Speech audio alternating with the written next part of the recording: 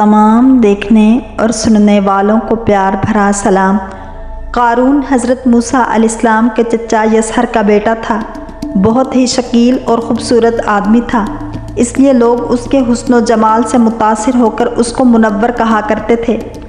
اس کے ساتھ ساتھ اس میں یہ کمال بھی تھا کہ وہ بنی اسرائیل میں تورات کا بہت بڑا عالم اور بہت ہی ملنسار اور با اخلاق انسان تھا، اور لوگ اس کا بہت ہی ادب و احترام کرتے تھے۔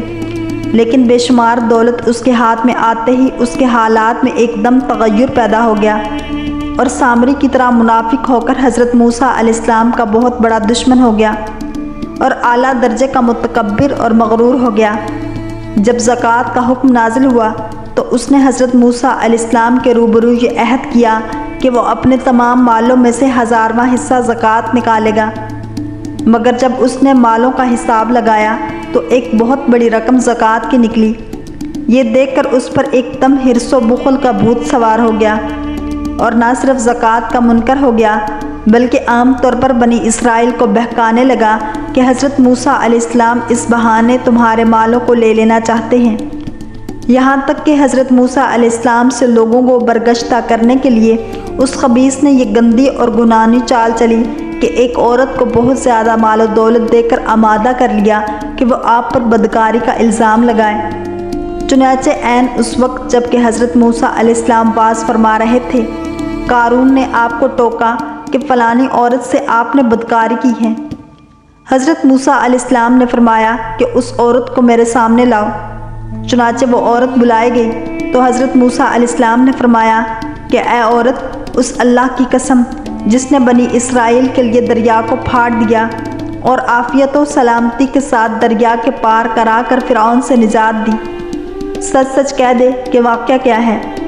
حضرت موسیٰ علیہ السلام کے جلال سے عورت سہم کر کانپنے لگی، اور اس نے مجمع عام میں صاف صاف کہہ دیا کہ اے اللہ کے نبی، مجھ کو قارون نے کثیر دولت دے کر آپ پر بہتان لگانے کے لیے آمادہ کیا ہے۔ اس وقت حضرت موسیٰ علیہ السلام آپ دیدہ ہو کر سجدہ شکر میں گر پڑے، اور بحالت سجدہ آپ نے یہ دعا مانگی کہ یا اللہ، قارون پر اپنا قہر و غضب نازل فرما دے۔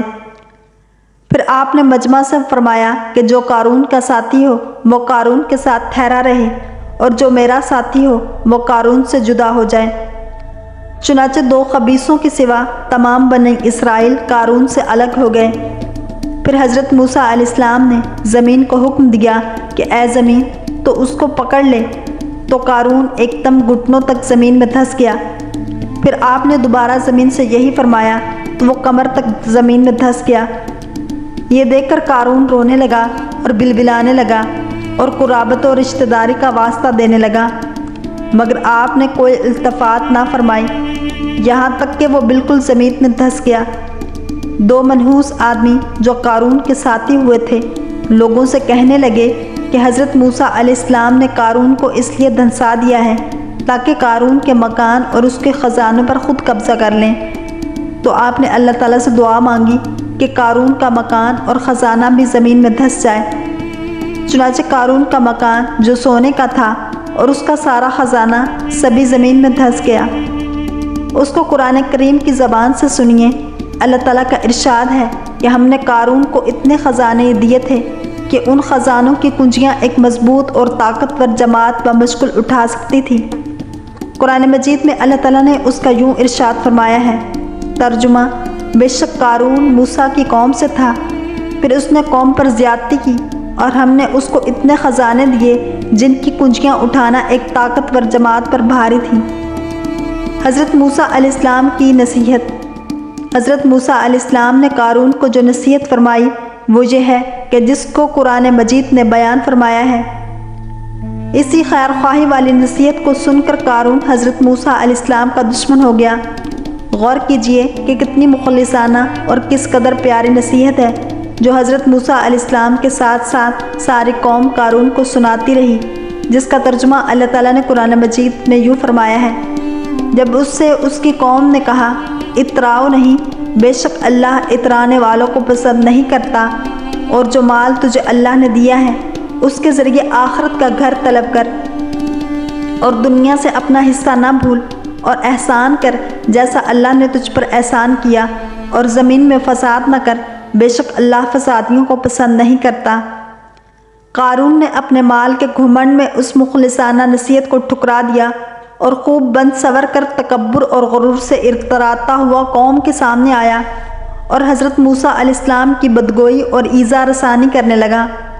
اس کا نتیجہ کیا ہوا، اس کو قرآن کریم کی زبان سے سنیے اور خدا کی اس قاہرانہ گرفت پر خوف الہی سے تھر تھراتے رہیے۔ تو ہم نے اسے اور اس کے گھر کو زمین میں دھسا دیا تو اس کے پاس کوئی جماعت نہ تھی جو اللہ کے مقابلے میں اس کی مدد کرتی، اور نہ وہ خود مدد کر سکا۔ یہ عبرت ناک واقعہ ہمیں یہ درس ہدایت دیتا ہے کہ اگر اللہ پاک مال و دولت عطا فرمائے تو اس فرض کو لازم جانیے کہ اپنے اموال کی زکوٰۃ ادا کرتے رہیں، اور ہرگز اپنے مال و دولت پر غرور اور گھمنڈ کر کے نہ اترائیے، کیونکہ اللہ تعالیٰ ہی دولت دیتا ہے، اور جب وہ چاہتا ہے پل بھر میں دولت چھین بھی لیتا ہے۔ ہر وقت اس کا دھیان رکھتے ہوئے تواضع اور انکساری کی عادت رکھیے، اور ہرگز کبھی انبیاء و اولیاء اور صالحین کی ایذا رسانی اور بدگوئی نہ کریے کہ ان مقبولان بارگاہ الہی کی دعا اور بد دعا سے وہ ہو جایا کرتا ہے جس کا لوگ تصور اور خیال بھی نہیں کر سکتے۔ اللہ تعالی ہم سب کو دین اسلام کی پیروی کرنے والا اور عشق مصطفیٰ صلی اللہ علیہ وسلم نصیب فرمائے۔